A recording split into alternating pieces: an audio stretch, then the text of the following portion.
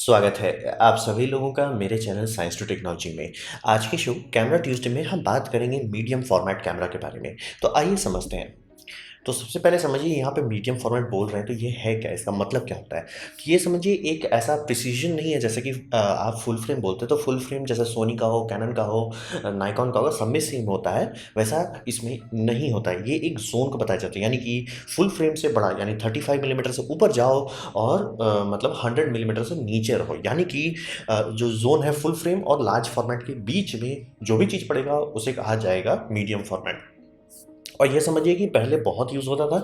1900 से 1950 में सिर्फ इसी का बोलबाला था। मतलब जो आपको पहले ट्विन एसएलआर जो मिलते थे, ट्विन एसएलआर के बाद टीएलआर जो मिलते थे, जिसमें मतलब नीचे का लेंस रहता था फिल्म एक्सपोज करने के लिए, ऊपर रहता था मतलब फोटोग्राफर को देखने के लिए। वो सब में यही इस्तेमाल होता था मीडियम फॉर्मेट। और अच्छा चांस है कि आप लोगों से अगर मतलब मम्मी पापा ये होंगे फोटोग्राफी में इंटरेस्टेड होंगे, उनके पास भी एक मीडियम फॉर्मेट कैमरा होगा। पहले सिर्फ वही चलता था। तो ये समझिए कि वहाँ से स्टार्ट तो हुआ लेकिन धीरे धीरे फेड होता गया, क्योंकि फुल फ्रेम जो है धीरे धीरे रिफाइंड पॉलिश होने लगा। तो ये सिर्फ जो मीडियम फॉर्मेट है जो आप देख सकते हैं फिल्म में, बहुत बड़ा अंतर है। ये जो हो गया धीरे धीरे बहुत हाई एंड लोग इस्तेमाल करने लगे, लेकिन आम पब्लिक से ये हट गया। ये एकदम हाई एंड में चला गया और इसका दाम उससे भी ज़्यादा हाई एंड हो गया।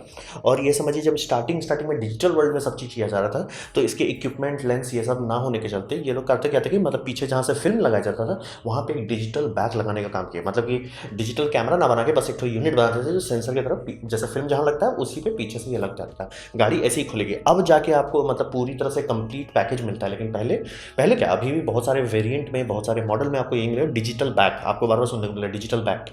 तो डिजिटल बैक कई लोग तो 100 साल पुराने फ्रेम के साथ इस्तेमाल कर रहे हैं। तो यही है, इसी को हम लोग मीडियम फॉर्मेट कहते हैं। कोई भी चीज़ जो फुल फ्रेम से बड़ा हो और 100 मिलीमीटर बाय 100 मिलीमीटर यानी कि लार्ज फॉर्मेट से छोटा हो। तो बात करते हैं कि ये इतना टाइम से चल रहा है, 1900 से चल रहा है, तो इसमें कुछ तो होगा। इसमें समझिए प्रेस्टीज बहुत है।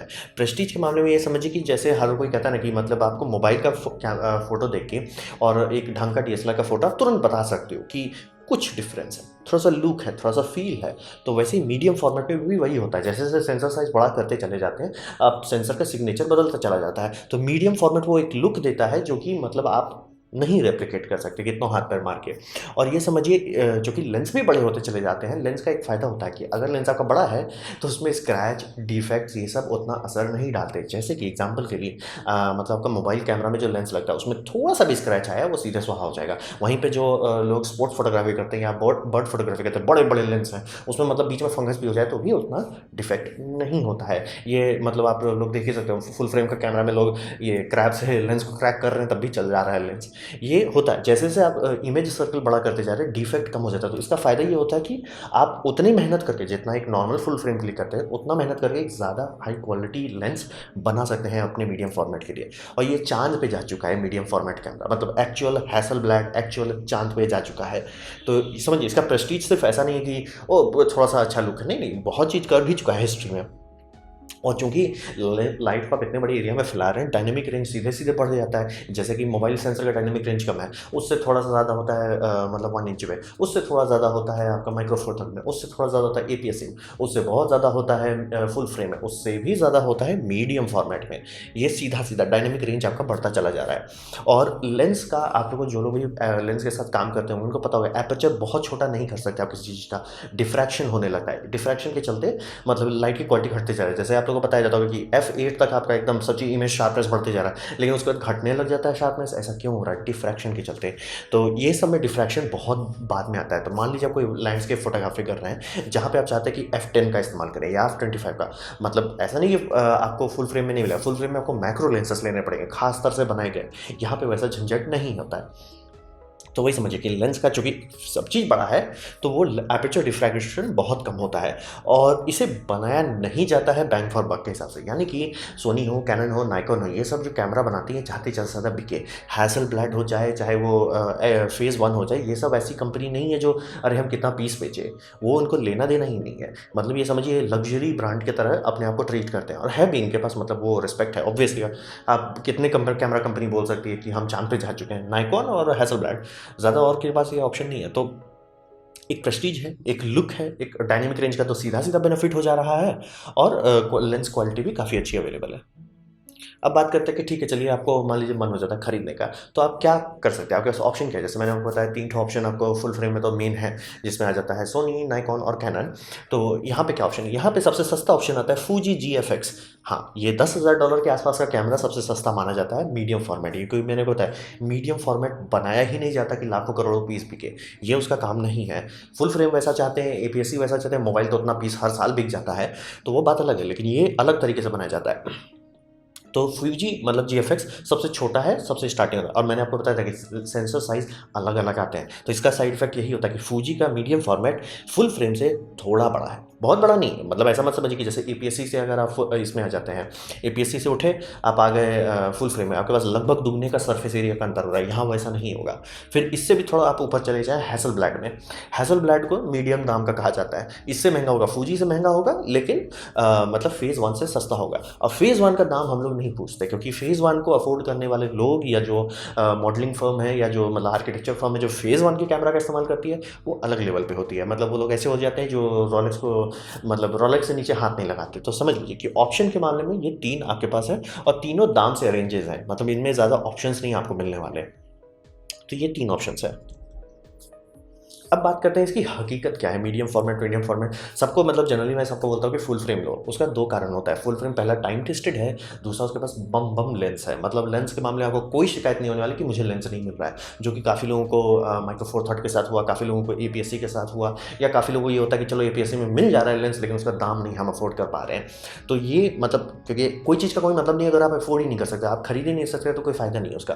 तो यहाँ पे ये समझिए कि इसका दाम जो है अलग लेवल पे है। मतलब अच्छे अच्छे लोग बैंकरप्ट हो जाएंगे खरीदने के चक्कर में। ये बहुत ज़्यादा महंगा है अंधेर तौर पे। और जो इनका जो टेक्निकल बेनिफिट है, जो कहते हैं ना लुक है, फील है, ये सिर्फ कुछ ही जगह पे आपको अंतर दिखाएगा। यानी कि ढंग के आज के क्वालिटी वाले लेंस के साथ क्वालिटी फुल फ्रेम कैमरा का अगर आप इस्तेमाल करते हैं, तो वो जो अंतर होगा मीडियम फॉर्मेट का जो लुक है, वो ऐसा नहीं होगा वाह, जैसे आपको तुरंत कोई भी अंतर बता, कोई आम आदमी भी अंतर आपको बता सकता है एक फुल फ्रेम DSLR और एक मोबाइल फ़ोन का, तुरंत मतलब दूर से ही अंतर बता देगा। वैसे यहाँ नहीं होने वाला कि एक फुल फ्रेम है और मीडियम फॉर्मेट है तो मीडियम फॉर्मेट वो ऐसा नहीं होने वाला है। तो ये समझ लीजिए कि वो जो बेनिफिट्स हैं वो सिर्फ कुछ एरिया में बम बम दिखते हैं, बाकी सारे एरिया में वैसा नहीं रहता है। फिर अब इसका बात ये होता है कि आप ये इक्विपमेंट लोगे क्यों?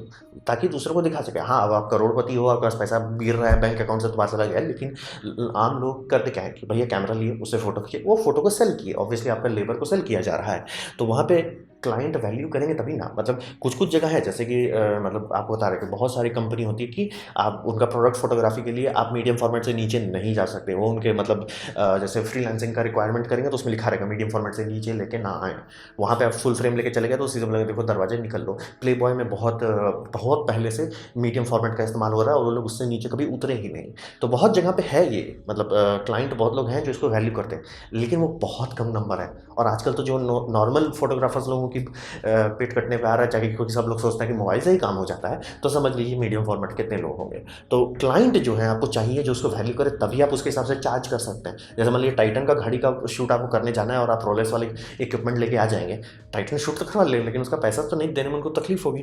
तो वही समझिए। और चूँकि ये इक्विपमेंट बहुत बड़ा होता है, बहुत बड़ा मतलब खास तौर से बनाया जाता है प्रोफेशनल के लिए, तो ये लोग बहुत टेलर मेड बनाते हैं। आप कभी भी फुल फ्रेम को देखते हो, फुल फ्रेम का कोई भी कंपनी, चाहे कैनन हो, चाहे नाइकॉन हो, चाहे सोनी हो, वो सब में आपको देख के लगता है ये कोशिश कर रहा है कि सब चीज़ कर सके, बेस्ट ऑफ द बेस्ट नहीं। जैसे कि सोनी के इसमें 3 कैमरा है, 3 अलग अलग इन्वायरमेंट को कवर करता है। जैसे कि A7 Mark III cheap and best. फिर आ जाते हैं R सीरीज़ में, R सीरीज़ बनाया जाता है जो लोग बहुत हाई रेजोल्यूशन चाहते हैं, मॉडलिंग फोटोग्राफी चाहते हैं, या मीडियम फॉर्मेट जैसा लुक चाहते हैं, वो लोग उसको ले लेते हैं। फिर A9 आ जाता है जो बनाया जाता है स्पोर्ट्स के लिए।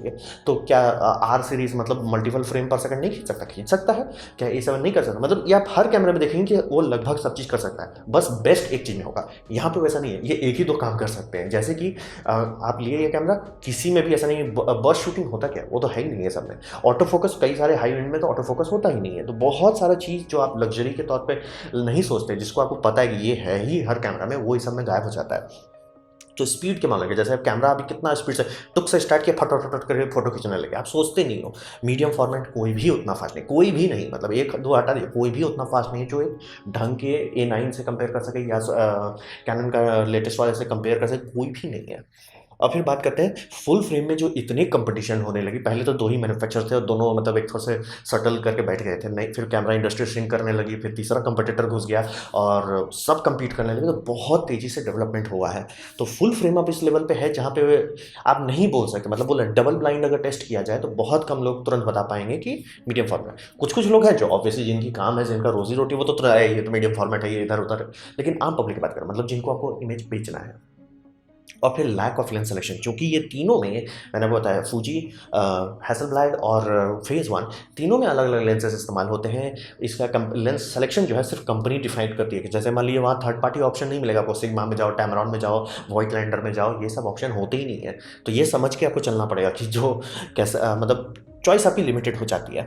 और बोलते हैं स्पोर्ट्स और वाइल्ड लाइफ के बारे में तो आपको सोचना ही नहीं। हाँ, अगर आपका वाइल्ड लाइफ को ऐसा है जो रुक के काफ़ी देर तक बैठा रहता है या घात लगा के बैठा हुआ और आप श्योर हो कि वो यहाँ से हिलेगा नहीं कई घंटे तक, तब आप भले शूटिंग की ट्राई कर सकते हो। तो ये समझिए, हकीकत इसीलिए मीडियम फॉर्मेट इस्तेमाल होता है जहाँ पे उनका वैल्यू है, वहाँ पे लोग लगे हुए हैं। लेकिन आम पब्लिक पे, आम लोगों के लिए इसका कोई वैल्यू नहीं है। इसका दाम 60-70 हज़ार डॉलर तक चला जाता है, कोई वैल्यू नहीं है। और आप उतना पैसा में मतलब एक पूरा स्टूडियो बना सकते हैं, इतना ज़्यादा वो पैसा है। मतलब पूरा स्टूडियो में ढंग के इक्विपमेंट के साथ, प्लस सब कैमरा का इंश्योरेंस भी करा लीजिए, उसके बाद लेंसेज का इंश्योरेंस कराइए, तब भी पैसा बचा रहेगा।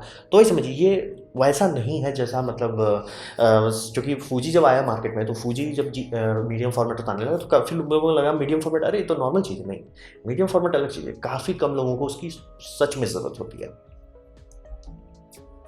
तो ये था मेरा प्रेजेंटेशन मीडियम फॉर्मेट के बारे में। उम्मीद करता हूँ आपको अच्छा लगा हो, कुछ सीखने को मिला, कुछ समझ में आया। अगर ऐसा है, लाइक कर दें, तो शेयर कर दें, उससे मेरा भला होगा। नहीं अच्छा लगा, नहीं पसंद आया, कोई बात नहीं, आप डिसलाइक कर सकते हैं। मैं कहूँगा डिसलाइक 2 बार दबाएं, उससे मुझे पता चलेगा कितना ना पसंद हुआ है। आपसे कहूँगा कि कमेंट लिखिए, क्योंकि मैं हर कमेंट की जवाब देने की कोशिश करता हूँ। आपसे कहूँगा सब्सक्राइब कीजिए, बेल दबाइए अगर आप नहीं हैं तो। आपने मेरा वीडियो देखा, जान के मुझे बहुत खुशी हुई। धन्यवाद।